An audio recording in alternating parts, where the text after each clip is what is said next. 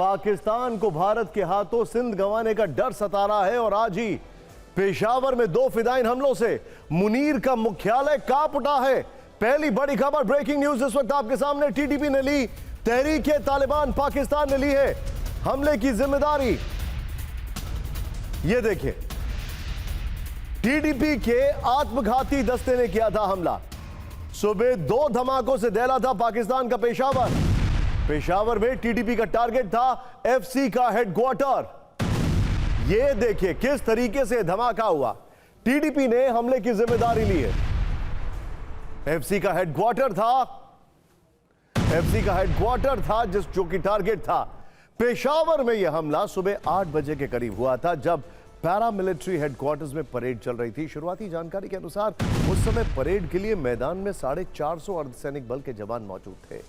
TTP का target parade के बीच में पहुंचकर बड़े हमले करना था। पाकिस्तान के अर्धसैनिक बल को भारी नुकसान पहुंचाने का था। इसके लिए टीटीपी ने प्लानिंग इतनी खतरनाक बनाई थी कि उसे सुनकर पाकिस्तान के फील्ड मार्शल असीम मुनीर के होश फाख्ता हो गए। अभी तक की जांच में पता चला है कि 3 हमलावरों के ग्रुप ने हेडक्वार्टर पर धावा बोला। इनमें शॉल ओढ़े ये पहला फिदाइन था जिसने कमर में बम बांध रखा था और हेडक्वार्टर के गेट पर पहुंचते ही इसने खुद को डेटोनेटर से ब्लास्ट करके उड़ा लिया। यह हमलावर अकेले ही मुख्यालय तक पहुंचा था। इसके बाद 2 और हमलावरों ने मुख्यालय के अंदर घुसने की कोशिश की। वो दोनों भी फिदाइन थे, उन्होंने भी शरीर में बम बांध रखा था, लेकिन वो अंदर घुस पाते उससे पहले ही वहां मौजूद सुरक्षा बलों ने मार गिराया। आज हुआ हमला पिछले 3 वर्षों में पेशावर में किसी सिक्योरिटी इंस्टॉलेशन पर दूसरा सबसे बड़ा अटैक है। इसके अलावा फरवरी 2023 में पेशावर की पुलिस लाइंस में ही एक मस्जिद पर सुसाइड अटैक हुआ था।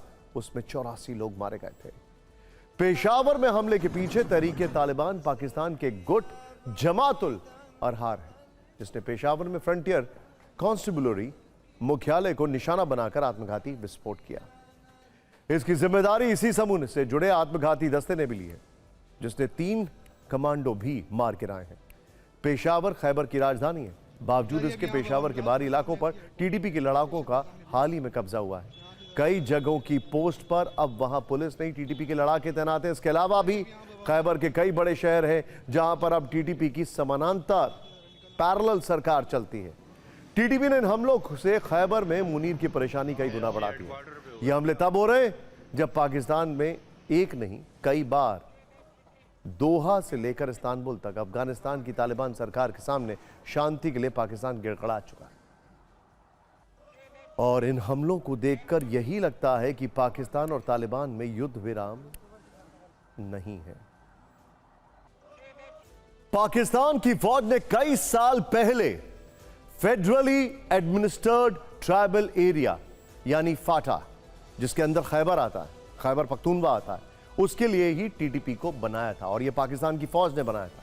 लेकिन वही टीटीपी अब पाकिस्तान की फौज के लिए भस्मासुर बन चुका है। टीटीपी का एक ही लक्ष्य है, खैबर पख्तूनवा की आज़ादी, खैबर को पाकिस्तान से अलग करना, जिससे शहबाज शरीफ और असीम मुनीर दोनों को दिक्कतें हो रही हैं।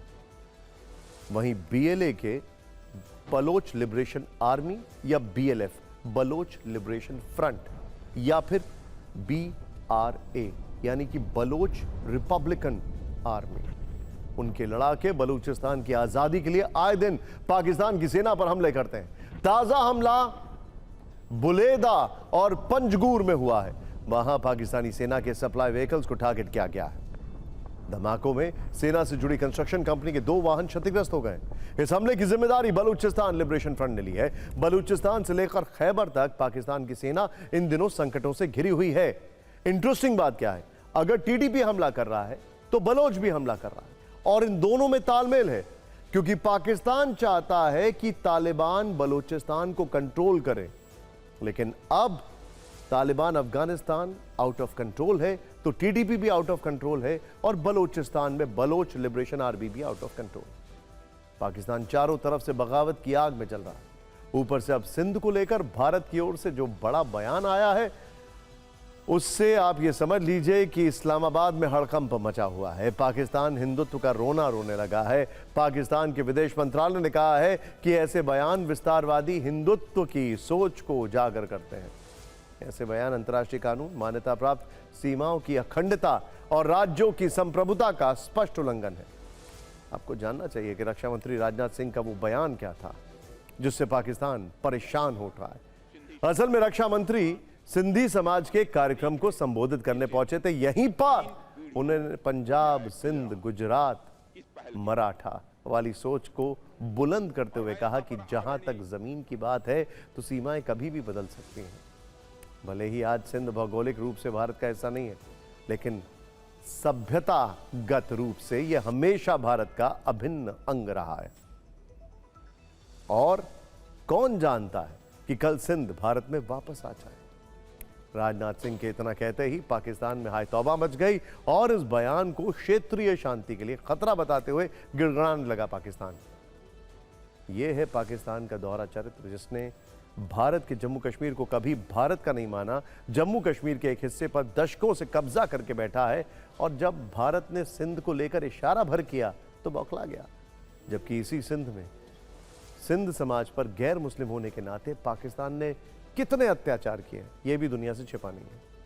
हालांकि इस बयान के बाद बलोचिस्तान में रक्षा मंत्री के इस बयान का स्वागत किया गया है और वहां पर जश्न भी मनाया गया है।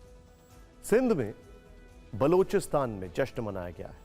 ये मैं आपको रिपीट करना चाह रहा हूं, सिंध में नहीं, जो सिंध की बात की गई है उसको लेकर बलोचिस्तान में जश्न मनाया गया है। ओपन सोर्स इंटेल में इसको लेकर बाकायदा खबर छपी है। खैर, सिंध में सिंधी समाज का आर्थिक शोषण होता रहा है।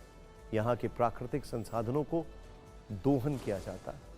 इसमें सिंध समाज के लोगों को कोई फायदा नहीं मिलता है। उनका राजनीतिक दमन, सांस्कृतिक दमन और संसाधनों का असमान वितरण आम बात है। सिंध समाज में यह नाराजगी काफी पहले से है। वर्ष 1972 में तो सिंधु देश आंदोलन तक शुरू हुआ था, जो कि बांग्लादेश की आजादी से प्रेरित था। शायद इसीलिए जैसे ही राजनाथ सिंह ने सिंध पर बड़ी बातें की, फौरन सिंध प्रांत में राजनाथ सिंह के बयान को समर्थन मिलने लगा। पाकिस्तान के प्रमुख सिंधी नेता शफी मोहम्मद ने राजनाथ सिंह के बयान को ऐतिहासिक बताया। यह भी कहा कि अब सिंधु देश बनाने का समय आ चुका है। सुनते हैं राजनाथ सिंह के बयान पर पाकिस्तान में मची है पूरी खलबली। सभ्यतागत रूप से सिंध हमेशा भारत का हिस्सा रहेगा, और जहां तक जमीन की बात है तो बॉर्डर्स तो बदल सकते हैं, क्या पता कल को सिंध भारत में फिर से वापस आ जाए। सिंध के हमारे लोग जिन्होंने सिंधु नदी को पवित्र माना है, हमेशा हमारे वो अपने रहेंगे, वो चाहे कहीं भी हो।